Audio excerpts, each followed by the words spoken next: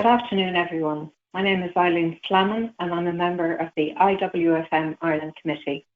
I'm delighted to welcome you today to a joint celebration with IBEC of World FM Day 2021. World FM Day is a global day to recognise and celebrate the vital and unique contribution that workplace and facilities managers and their teams and industry partners make every day to organisations and businesses across the global economy. It aims to raise the awareness of our profession and the various disciplines where we influence the health, safety, productivity and well-being of people who use the built environment. The theme of this year's event is Standing Tall Beyond the Pandemic, and we're confident that our session today will provide you with an excellent overview of what we've learned over the last 12 to 15 months as workplace and facilities professionals. Without doubt, there have been challenges, but with challenge comes opportunity.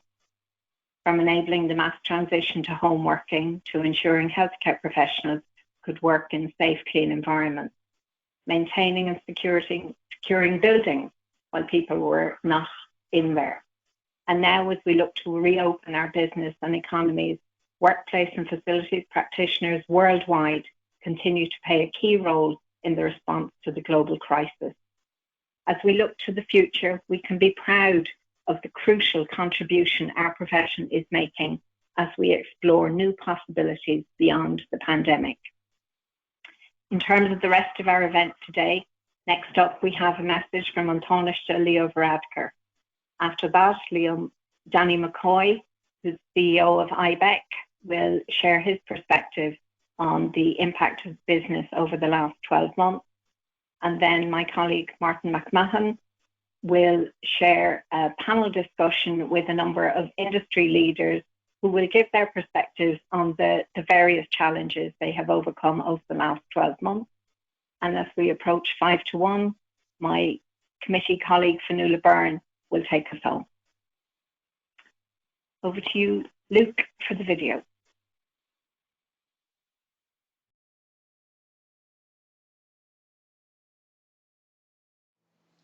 Hello everyone. I'm very pleased with the opportunity to speak with you today, and thanks to Danny for the invitation. As Minister for Enterprise, Trade and Employment, I have responsibility for getting people back to work, helping companies survive the pandemic, and ensuring that our workplaces are safe.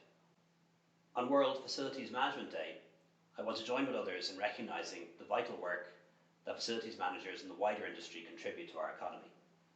That work has never been more important than now, and particularly in the past year. Facilities managers, occupational health and safety personnel, security, property service and maintenance workers, all of you have adopted quickly and introduced enhanced protocols on COVID-19. You assisted in the procurement of vital PPE for workplaces and developed and implemented new technologies to ensure that workplaces could reopen and stay open. The workplace will continue to evolve as we emerge from the pandemic, and the facilities management sector will play an important role in that change. The overriding policy of the Irish Government throughout the pandemic has been the protection of the health and lives of the public. Unfortunately, the public health restrictions involved the closure of many places of work and undoubtedly created practical difficulties and anxiety, both for employers and employees. In May 2020, the Government published the Return to Work Safely Protocol for essential businesses that remained open and for other businesses that were able to reopen at different times. This protocol was revised at the end of last year and is now called the Work Safely Protocol. It sets out the minimum public health measures required to prevent and reduce the spread of COVID-19. It does not, of course, prohibit the introduction of additional measures in particular sectors or workplaces as appropriate. As most of you know, a major element of the protocol is that each place of work must have a COVID-19 response plan, as well as providing for the appointment of one or more lead workers. The protocol is a collaborative effort led by my department, along with the Health and Safety Authority, the Department of Health and the HSE, and is developed in consultation with union and employer representative bodies. An updated protocol will be published shortly, incorporating the latest advice on antigen testing, face coverings, ventilation and travel. I know IBEC continues to provide practical assistance about the protocol and actively promotes its implementation. This is greatly appreciated, especially during the recent Work Safely messaging campaign. To date, there have been over 30,000 inspections of workplaces assessing compliance with the protocol by the HSA and other state agencies carrying out inspections on their behalf. Rates of compliance have been found to be very high, at around 90%, and I'm grateful for that. There have also been over 400,000 downloads of checklists and templates produced by the HSA. As you know, the government has announced plans for the gradual reopening of our society over the next few months. While we have a pathway ahead, caution must prevail, as it's clear that COVID-19 will continue to affect how businesses operate for some time to come. Thankfully, the vaccination of people continues to gather momentum, but obviously vigilance will still be required for some time. This autumn, we should see a change to the public health guidance and a return to the office, but I don't want it to be a return to the status quo. The pandemic has given us an opportunity to redefine the traditional concept of the office, and we've shown that we can make remote working work. So now we must show that we can redefine and remodel the office environment into a more collaborative and stimulating space. I believe we'll have more blended working, partly in the office, partly at home, and partly in a remote hub. And this is an exciting prospect, and we need to make sure we seize the opportunity to make a lasting, positive change in the way we conduct our work. I know your exchanges here today will provide you with some valuable insights on how to fully reopen workplaces safely. Hopefully, as we move into a post-COVID-19 workplace, the importance of workplace health and safety and the value of having a healthy workforce will continue to resonate. As practitioners in facilities management, you're well placed to influence positively the working environments to the benefit of both employers and employees, and also the overall sustainability and productivity of business. So thank you for your work, and thanks again for the opportunity to speak today, and I hope you enjoy the conference.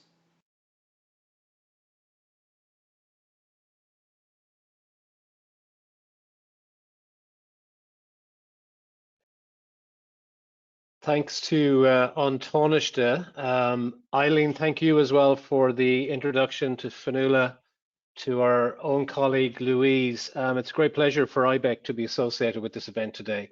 Facilities management, as An Tánaiste said, come at the hour, come at the teams. It's been a phenomenal year.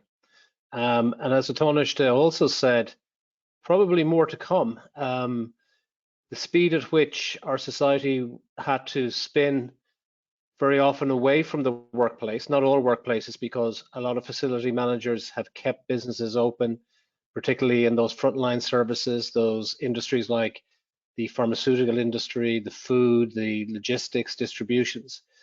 But also the return to office is going to be a really significant one. And in fact, I'm sure some of the hardest roles in facility management have been dealing with the empty spaces and not having people around during what's been a really prolonged period of time. So we want to celebrate today the year that's gone by, but also to acknowledge the work that is to come from facility managers worldwide. We're very fortunate in Ireland to be a frontier economy in so many ways. And we've seen the facility management profession over the last decade in particular move from strength to strength, as the level of investment that's come into Ireland has been really staggering in its scale. And we were very fortunate as a society that the last 7 or 8 years had put so many resources into the economy to allow what has been a very difficult transition. But in contrast to other jurisdictions, we've had the facilities, we've had the infrastructure, but also we've had the money that gets generated from the activities here to cushion some of the societal consequences of the prolonged shutdown and lockdown for many, many sectors and for many, many people. So the central role of facilities, I think the light has been shone very brightly and was not found wanting, which I think is a great achievement, and so makes this year's celebration, I think, all the more significant. Just a couple of brief comments really from the IBEC side of things. We see a lot of different businesses. We see a lot of activity that has continued on, the essentiality of the business model and the facilities that drive those. have been remarkable, as the Taoiseach again outlined, in the various protocols that have been put in place. IBEC, as part of the social dialogue through the Labour Employer Economic Forum, was in the vanguard last year in putting the safe return, safe work protocols in place dealing with COVID. We'll be all challenged again in the so-called new normal and how we manage to blend the hybrid people working on-site and off-site. That those challenges will be immense. And again, the confidence that business can have in their facility management leads are really going to be significant. But as I said at the start, the good news is that, you know, if the past is an indicator for the future, we can be confident that working together, working with employees, be they represented by trade unions or not at the national level, but at the level of the workplace, I think there's great confidence both for the employers and the employees that those colleagues in facilities management have actually got that skill set, have the resilience, and have that innovation to really steer us through. So it is an exciting time for facilities management across the world, but I particularly want to call out those on the call today in the Irish context, because I'm depending upon you to get us all back safely in the coming months, and hopefully what we'll have learned over the last year will make us much stronger. So Eileen, I'm going to hand back to you, or perhaps to Martin, to lead the discussion, but to thank everybody for joining us today. And IBEC is really proud to be associated with facilities management worldwide, as well as here in Ireland. So thanks, everybody.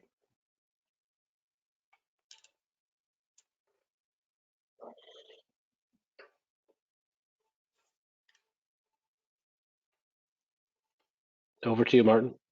Okay, Danny, thank you very much. Much appreciate your comments. What I'd like to do is, welcome everybody to the panel discussion today. I'm Mark McMahon. I'm involved in the IWFM Ireland Committee. Now, many organisations have come out of this crisis with new ideas and concepts to provide an improved and enhanced environment for all stakeholders. While as we know, it's been an incredibly challenging period, what has emerged has been a new and improved paradigm, which engages with both employees and with customers. This is going to create, we hope, a more successful operational model that benefits all of our members and all of our customers. The concept of success through standing on the shoulders of giants was never more apt. And today we're going to hear from our panel about some of these hidden giants, the FM teams that made this possible. So I'd like to invite all the panelists to join me here, and we'll get them all to introduce themselves.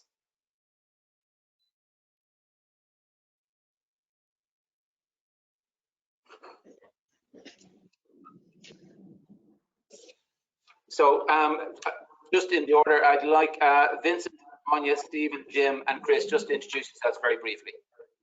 Good afternoon, everybody. Vincent Harrison. I'm Managing Director of Dublin Airport. Good afternoon, everybody. My name is Anya Mulcahy, and I'm the Managing Director of OCS One Complete Solution. Hey, everybody. Stephen Lynch here, the lead for Health and Safety at LinkedIn. Morning, everybody. Jim Mead, Chief Executive of Iarnród and Irish Rail.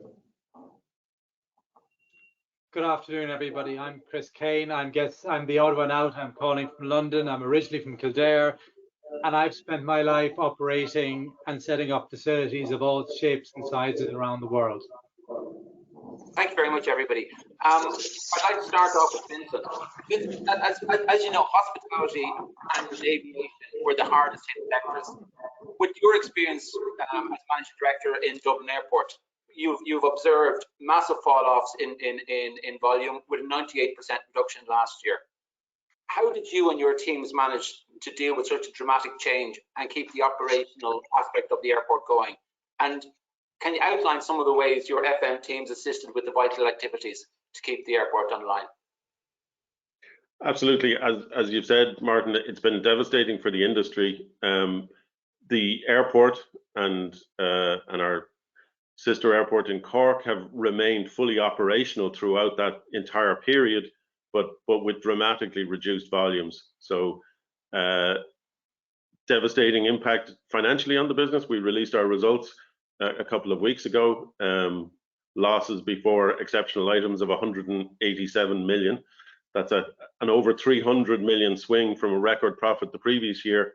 And as a result of the reduced activity and the financial situation, we've had to see 1,000 of our employees domestically in Ireland leave the business, and 1,000 internationally in our retail businesses worldwide. So that's probably the first backdrop for everybody. Everybody's dealing in an environment which is extremely difficult. They're seeing colleagues leave the business and have to get on and pick up really essential activities. Important as well to look back. I think as we look back over the year, it wasn't all one picture, and maybe memories haze as we look back at it, but there were really distinct phases. There was the pre-lockdown phase, all sorts of protocols as to how to deal with positive cases, little information as to the health implications. We had to stand up additional sanitization around the airport pre-March. We drew in management support, people from non-frontline activities to assist. I remember myself, I was on a sanitization detail. I finished it, I got in the car to go home, and I heard the Taoiseach announcing the lockdown for the country was commencing that day. That then moved into stages that people will recall around emergency activities, cargo flights bringing in PPE and necessary equipment. All of that had to be sustained within the operation, even though essentially travel had ceased for a number of weeks and months. And then we had to move back into a much more planned and structured re-emergence from the business, where plans around clearly health and safety being paramount, taking on board the industry guidance on return to work. But just to put it into context, in Dublin Airport, we had to introduce over 12,000 separate pieces of signage, 1,000 sanitization units, 700 plexiglass screens, just in one facility to keep both our staff and our passengers safe. I think what we would have seen from all of that is you do need to take the response to these events in stages.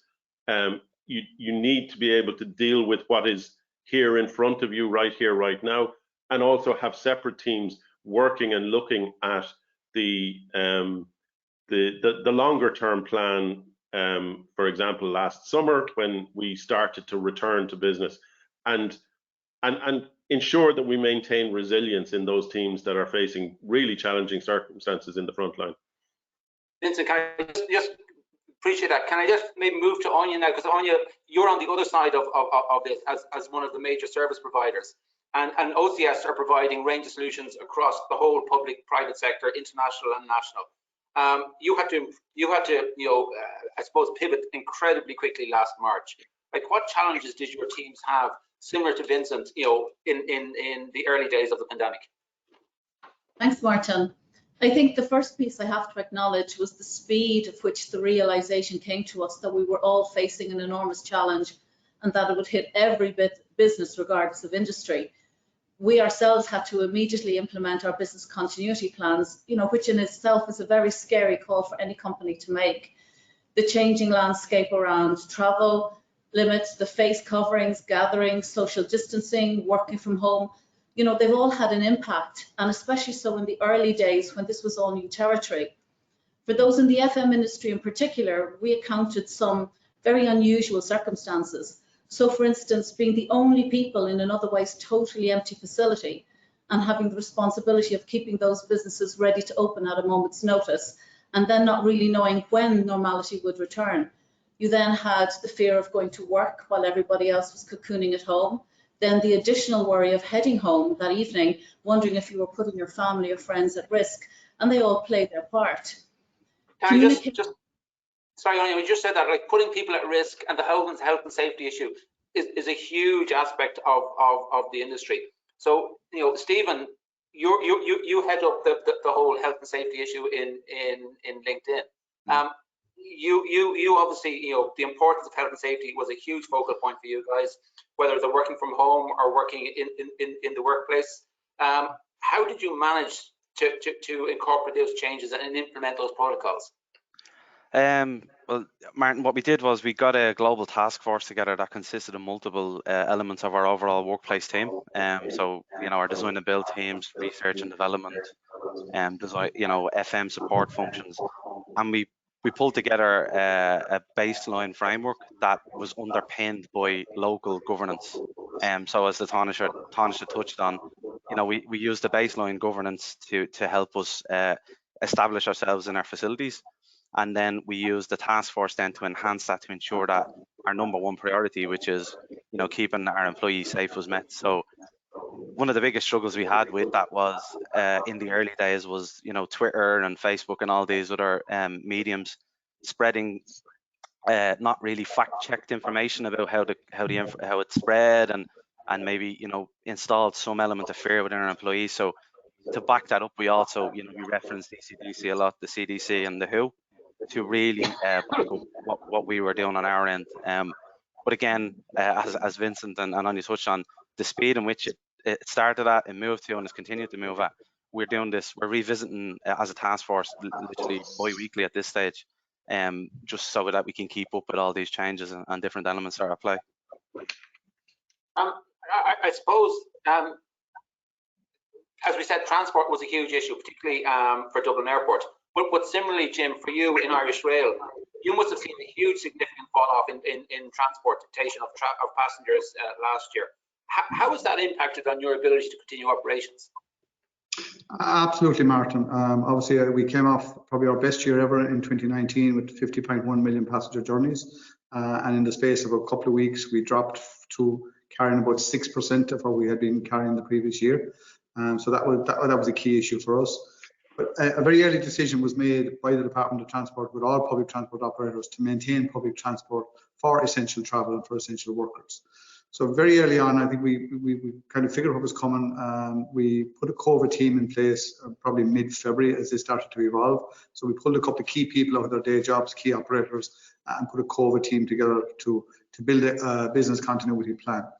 And we had to pivot very quickly to maintain our services, because obviously we maintained the fleets, we maintained the infrastructure, and we needed to protect critical sites. So, for example, our central traffic control in Dublin, we looked at that very early on, and if we had an infection in that, if we lost the central, then we lost the whole of the network in one go.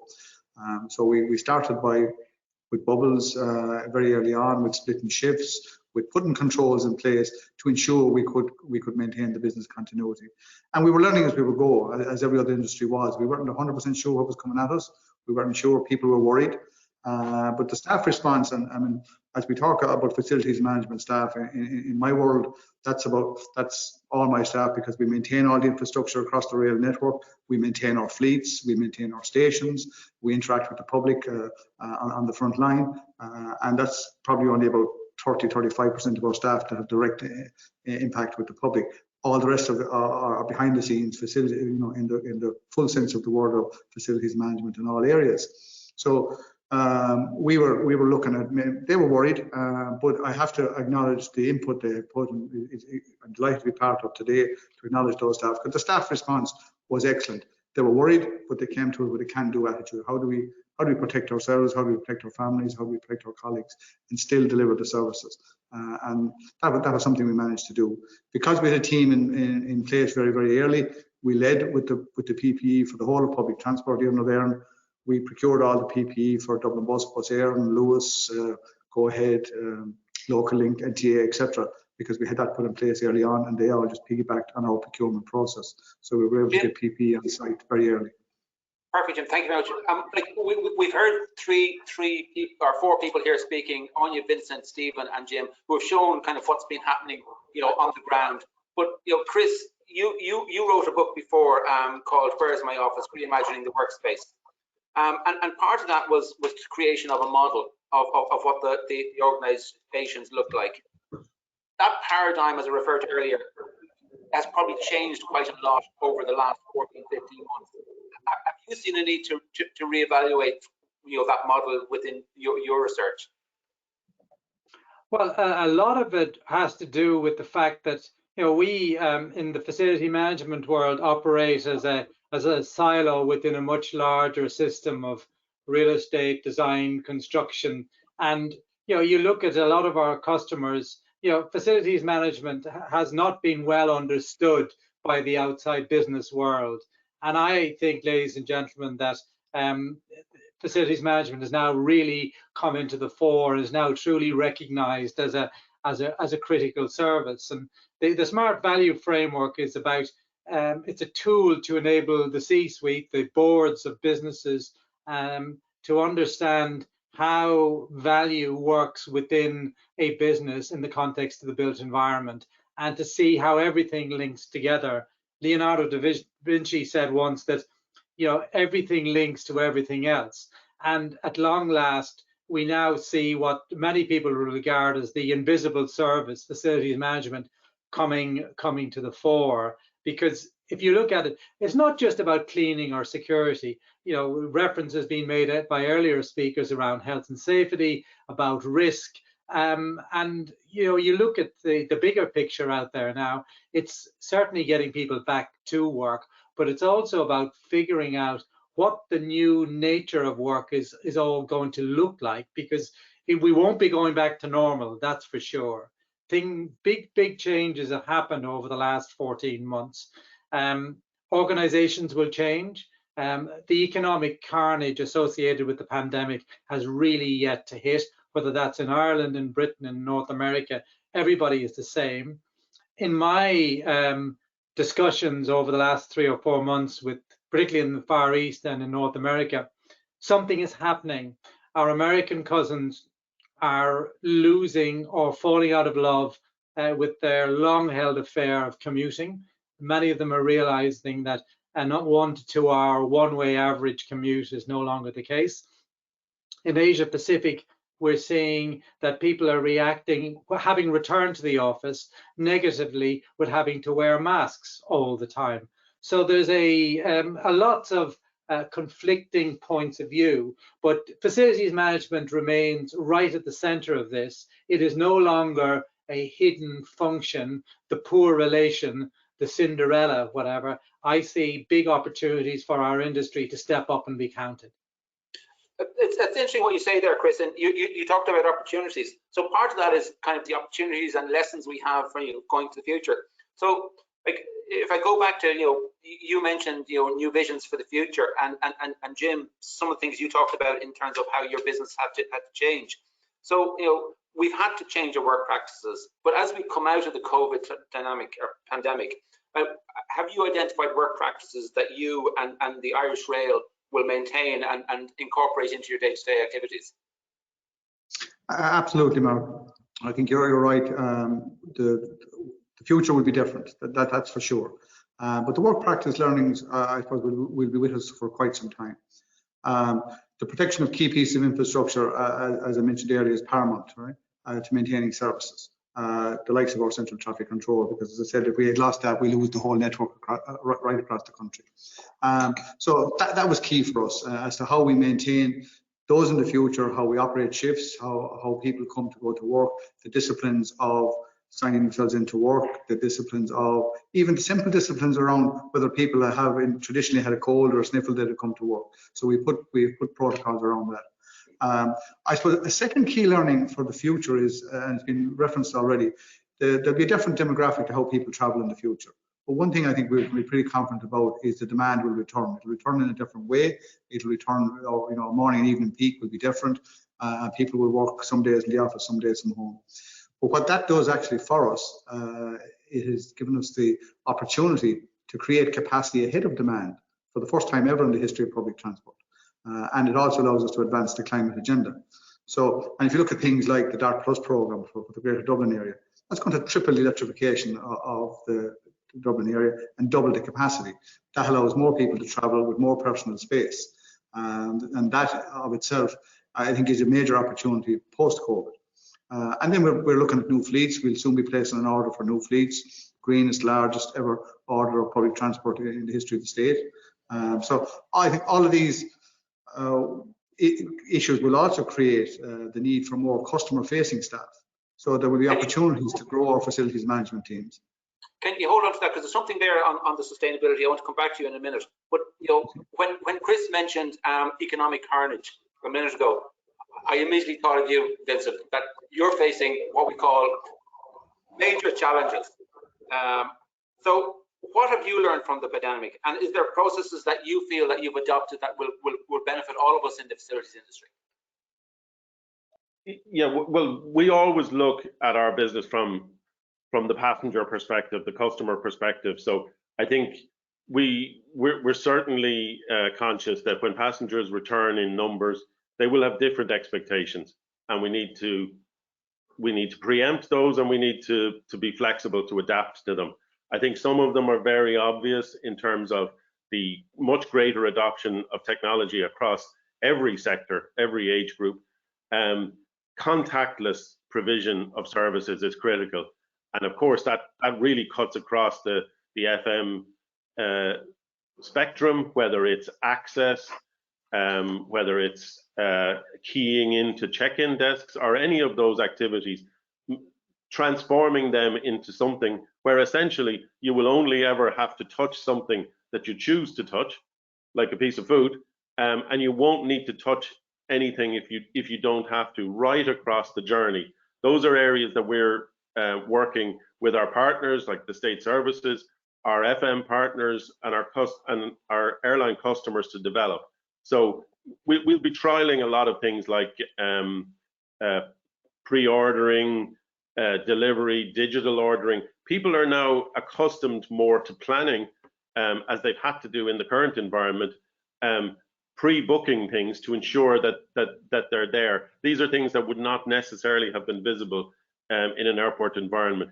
Things like enabling essentially cashierless retail, so that people could pick up a product, walk out of the shop, and automatically be charged for it. Those are all things that we're looking to trial. I think our cleaning and sanitization has to be highly visible. People aren't just satisfied to see it, that surfaces are clean or that they've got a sense of cleanliness. They want to see the activity happening for reassurance.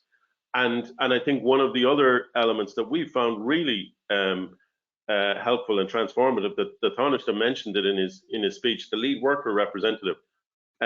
It became a requirement, but it actually became a real enabler for staff to feel like they were being represented in the decisions that were being made. They weren't just being told we have to follow a particular policy around masks or distancing, etc. So that involvement of all staff through a forum that has been set up, and I know it was set up as part of the protocols, and could have been viewed as bureaucracy, but we found it really enabling.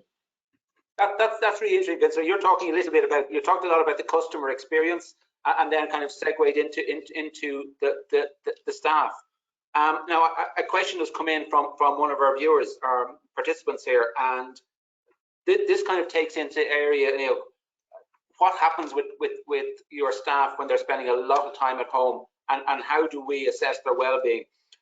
So, Anya, one of the questions I'd like to ask you is, how is our industry going to recognize, burnout, fatigue? How do we address well-being? And is it possible to train people to get that resilience to what they're doing? Well, I think this is perhaps harder than ever to identify, Martin.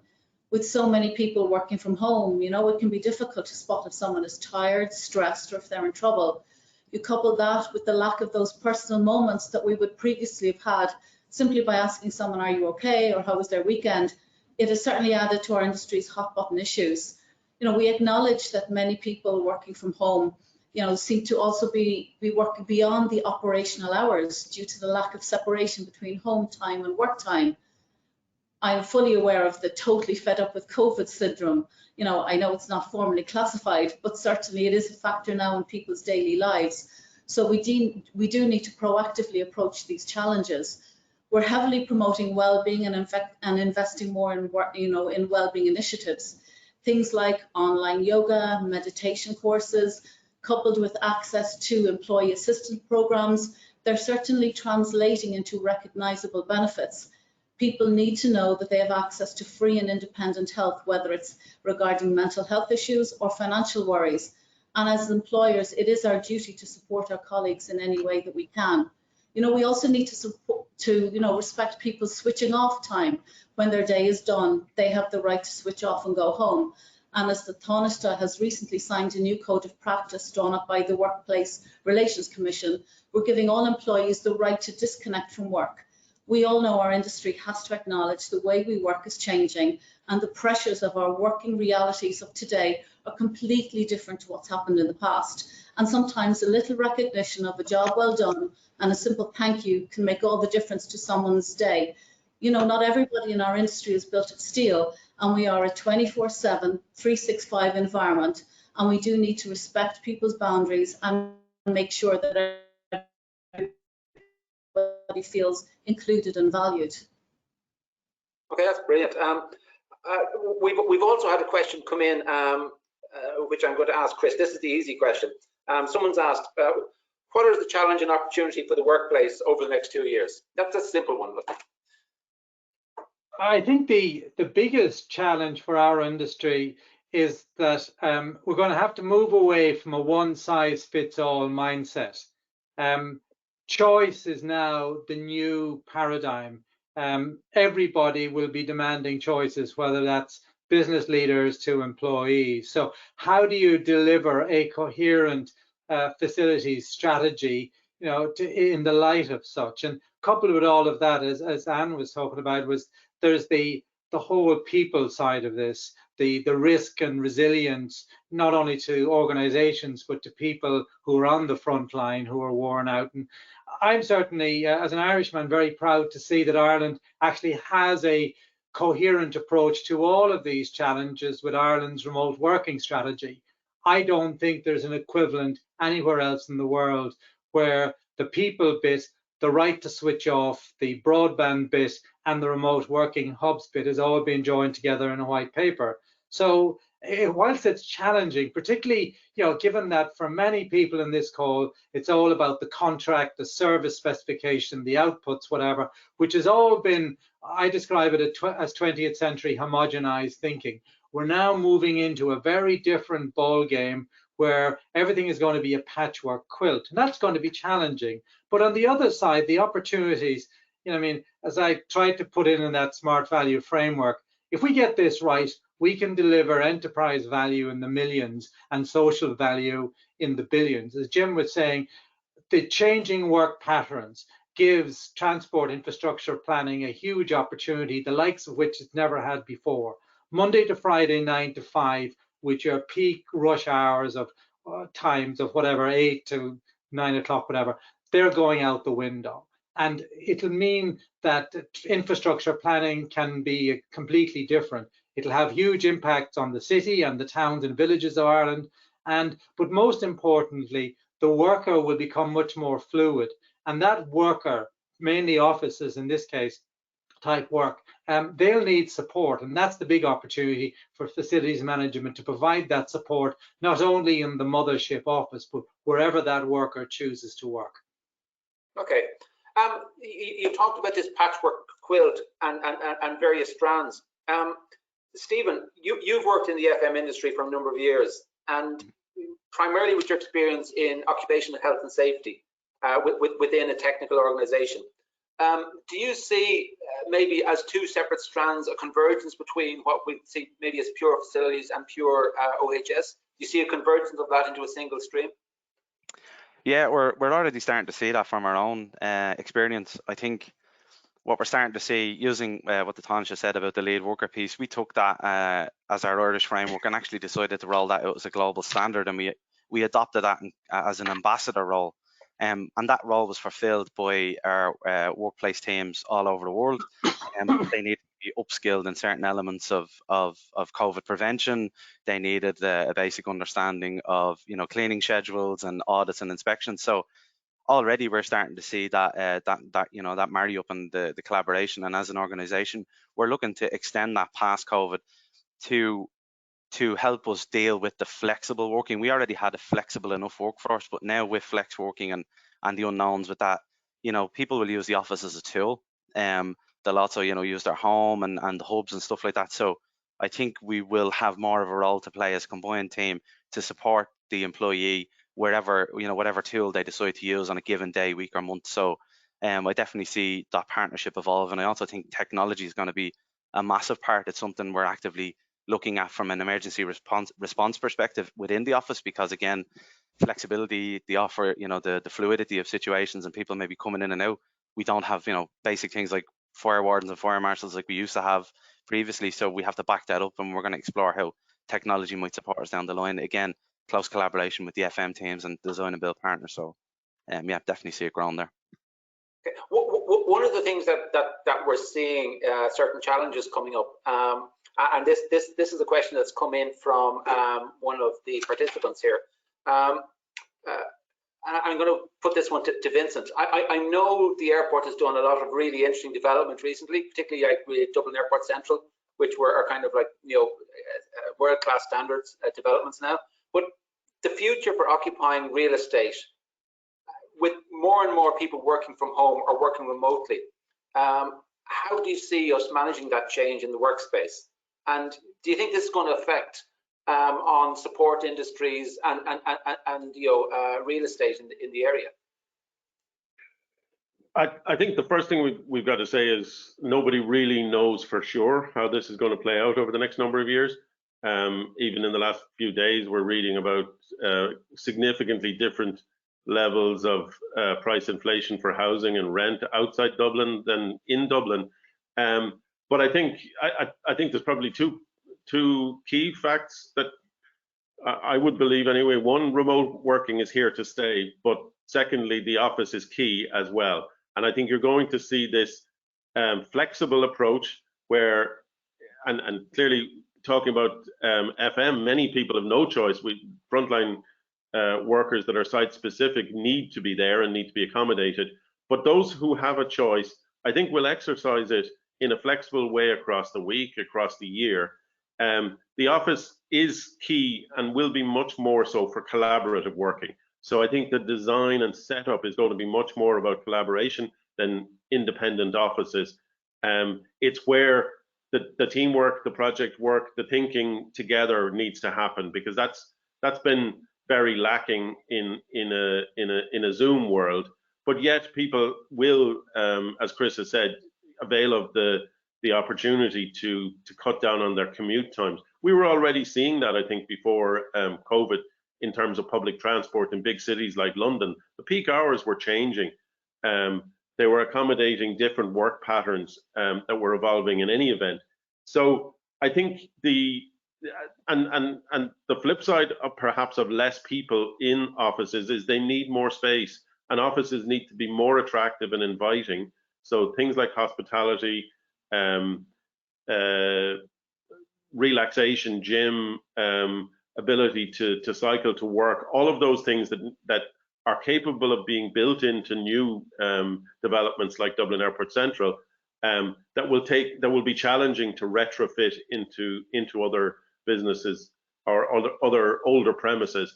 I think we'll see a lot of change, but we definitely believe that the office environment is going to remain key and critical, but not on a 5-day-a-week basis for everybody. So really, Vince, what you're saying is that there is going to be demand for real estate, but it's going to be the high-end real estate where people's needs and employees' needs are focused on a lot more. Just on that, Anya, maybe you could maybe just elaborate on that. Like, how would you envisage that new workplace, and how do you see a way of blending, you know, social and workspace? I suppose one of the things I think is, and we think of workspace as home or office, when in reality it's home, remote, and office. So there is an option there of a third thing. But how do you envisage that new workplace coming around, and how do you see that blend of social and workspace happening? Yeah, I mean, we've certainly had to change our approach. There is an argument for a blend going forward, both in the physical as well as the emotional aspect of our places of work. We all do become very invested in our desks, but, you know, I believe people have found a lot of positives in working from home. You know, there has been a better work-life balance, and this is the nirvana for all of us. You know, having some control over your working week can only be a positive. workspaces will definitely need to become more fluid. However, I also think people have found working full-time from home isn't all they imagined it would be. We're social creatures by nature, and most people miss that interaction with colleagues and clients. You know, for some people, even the journey to and from work was a time to recharge and focus the mind. I think a blend will certainly suit some people in some roles, but for frontline FM delivery, there will always be a need for hands-on, boots on the ground approach. We need to be at our designated places of work every day to fulfill contractual obligations, and I really can't see that changing anytime soon. I don't also believe it's a good idea to have a two-tier system within any organization. You have those that remain at home versus those whose roles demand that they may be present. So I think our industry has some challenges ahead, and ultimately individual business will have to do what's right for them, for their clients and their colleagues. But one thing I am very sure of is that there is an appetite for change, certainly in the short to medium term, and as service providers, we do need to carefully manage this transition. Excellent. Based on that, for those of us who are in the office, there's a huge concern about the air quality and systems and safety issues. So I suppose to be fair, air quality is a topic that everybody is concerned about right now. Stephen, because health and safety is within your brief, how do you plan on managing that increased need or requirement for environment and the air, clean air systems? Yeah, it's a good one, Martin. And again, we've worked collaboratively with our M&E team within our design and build team. And recently we've reopened offices in the US, and we've started to learn from that. What we've done is we've looked for a combination of technology and physical infrastructural changes, like swapping out filters, previous filters to a certain level of MERV or HEPA filters in certain situations where we have the remit. Also, then we've worked with our landlords where we are in leased premises to see what's achievable within what's reasonably practical. Some locations, buildings are older, systems may not be up to scratch. So we've also looked at the 80-20 perspective, where we maybe look at fresh air intake and straight pulled out instead, ceasing recycling air. And then again, in older buildings, which we have in a couple of locations, maybe that may not even be possible. We're looking at then physical, bringing in units and stuff like that. Again, I think Vincent touched on it. It's a little bit of the visible piece as well. So we're also looking, for our FM teams to be more proactively seen when they're doing their, their checks and some of the air quality checks that we've introduced as well. So I think it's amalgamation of technology, and then also the FM teams, with the physical infrastructural changes, and then also the follow up in terms of checks and the maintenance of those systems. Okay. One of the things that in the early days of the pandemic, the adoption of working from home was broadly welcomed, with substantial numbers of employees in all areas saying that this was the way forward. This enthusiasm has waned a little. A recent JLL report showed that only 37% of people felt they were productive at home. And on average, people want to spend no more than 1 to 2 days at home. Lots of companies, as a result of that, expect a hybrid work model with employees, using their workplace 3 to 4 days a week.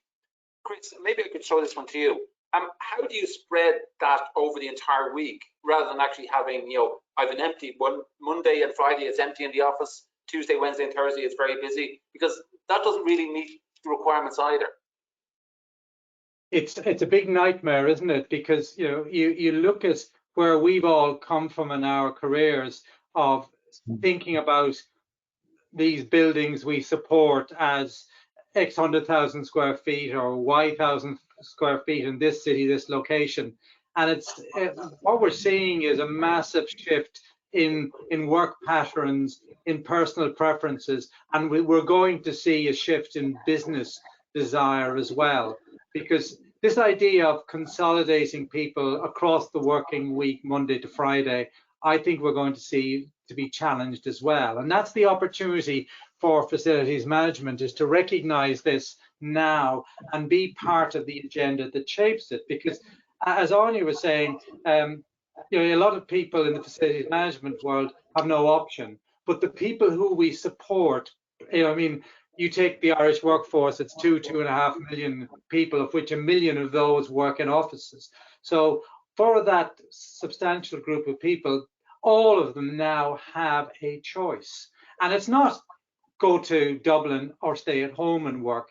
Actually, there's a whole raft of different things that I think will emerge over time, as indeed are we seeing the last chapter of Monday to Friday 9 to 5? Are we going to move to a very different model of working? So there's all of this stuff caught up in our day-to-day rudimentary side of things as well, about keeping a building service, keeping people safe and helping them to do their best work. And I think that what's going to happen with the world, there's going to be a lot of experimentation.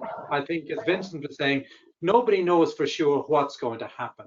And there's a lot of poor folk out there opining. You know, the JLL report is one of many. I can produce another 6 or 7 which say something different. So, but I think what we're going to see is that organizations, big and small, are going to experiment, dip their toe in the water to say, what works best for me, for my business, given where my business is in its life cycle, what its business is, and where its workers do their best work.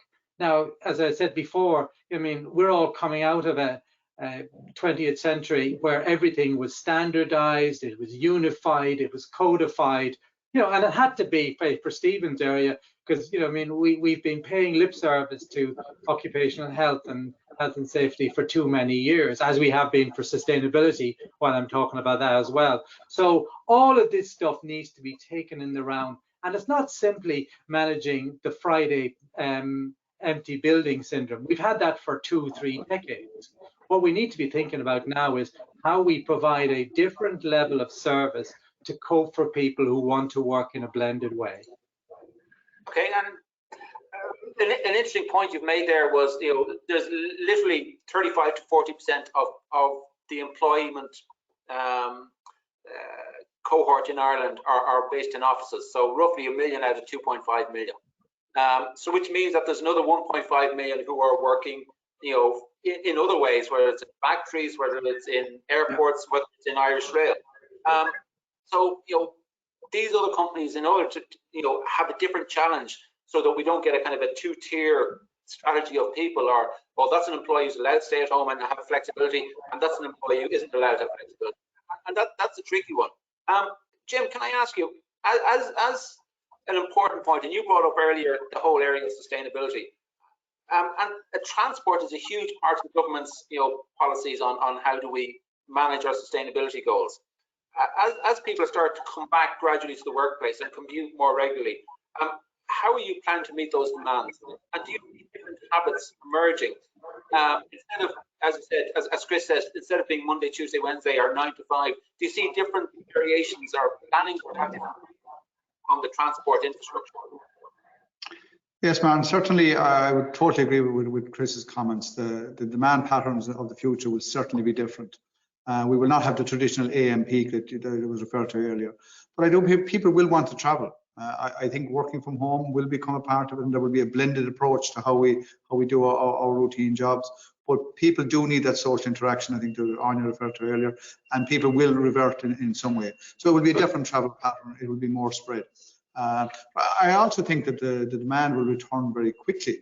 We're anticipating that we will be matching our 2019 numbers by 23 or 24 at the very latest. Right? So it is going to come back in a different way. And as part of the climate action that you referenced, there are going to be initiatives from government that encourage more people to use public transport. So there's going to be new business as opposed to just getting back the passenger base we had. It's about future growth, and we had been planning for future growth. We had been growing at 5-6% a year compound every year since 2013. So we see that coming back again. But ensuring, I suppose, we have supported our staff and our facilities management teams in ensuring safe travel on all our services for our customers. That's going to be the goal. People will have some reservations, there's no question about that, and they will expect more space, and they will expect the correct visual environment. And by that I mean visibly clean public transport, the correct PPE be worn by staff. Masks will be with us, I think, for some time. And possibly the biggest challenge will be sufficient capacity across the whole network. So I think it will come back. I think, you know, for the likes of Vincent and I, the customers are the centre for everything we do, and we use the people like Anne and Stephen and others to support that with the facilities management. But we look on this, as I'm sure Vincent would agree, this is one team. This isn't about we bringing in people or contractors. There's one team delivering the customer focus and the customer service, and that's what we have to concentrate on in the future. We probably have to acknowledge our recent past, but certainly from public transport and Maiden O'Dale's perspective, we are very passionate about the future, and we're very optimistic about the future. Okay, folks, look, I have 100 more questions I could write, but I feel at this stage, I just want to say thank you very much. You've been a wonderful panel, and it's been an honour for me just to sit in front of you and learn from you guys. So, Vincent, Anya, Chris, Jim, and Stephen, I'd like to thank you for both myself, IWFM, IBEC, and for all the people out there watching this. So thank you very, very much. And with that, I'd like to hand back to Fionnuala. Thanks, Martin. Now, I know I'm all that stands between you and your lunch, so I won't delay anybody too long, but we just have a couple of thank yous we want to say before we close off. And I have to say, so much food for thought, you know, in relation to the discussion we've just had. It's been so engaging and so diverse. It just goes to show, you know, we're in a really diverse industry, and there's so many strands that we have an impact on. But IWFM in Ireland is led by a small but mighty group of volunteers, and really our mission is to connect that FM community and create opportunities for the built environment and the industry as a whole. And when the committee first talked about organising this event to celebrate World FM Day, we were all in agreement that actually the day should really celebrate and recognise the effort from those over the past 14 or 15 months. But I guess with that, immediately we knew that to really truly celebrate our teams, we would have to reach further than we ever did before and work with an organisation that represents so many of those teams, clients and customers. And IBEC, as that leading business representative organisation in Ireland, has been the perfect partner and came on board immediately with fantastic enthusiasm and support. And like FM, you know, it's a village. There's a lot of people in the background that you don't see here today, but worked really, really hard to get today up and running. So Louise in particular, Louise Kerwin, she's the senior FM in IBEC, and the whole corporate services team. You've been amazing, and today really would not have been possible without you. So thanks, Louise. We are really grateful for the partnership and hope that this is the first of many events that we do together. Thanks to the IFM team, the IWFM team in the UK who provided support, and all our contributors. We really appreciate you taking the time out of your day to help mark the occasion. And with that, IWFM Ireland has an event planned for Wednesday, the 16th of June, with Duncan Waddle, who's the chairman of the global ISO FM standards, so ISO 41000. David O'Brien from Acacia and John Kniff from the Bar Council will also provide an update from the Irish input that we provided with the NSIA. So please get in touch if you'd like to attend that event, or just keep an eye out in the usual social channels. I'd also like to highlight the wonderful work that the IBEC networking groups do, both in FM and OHS. Their meetings, they're really relevant, and I really recommend them. I've attended many of them. But now it's time to build on the challenges of the last year and really use the opportunity at the forefront. And, you know, the Tánaiste has mentioned it, Danny has also said, and all the panelists, we're really at the forefront of significant workplace changes. And today is a moment for us to recognise our impact that we've played and continue to play today. The circumstances wouldn't have been what we'd wanted, but as often the case, people really show what can be done and they're called on an emergency. The FM sector needs to continue that momentum and lean in and support that change. And with that, I'd like to close the event and thank everybody for their attendance. Thanks, everybody.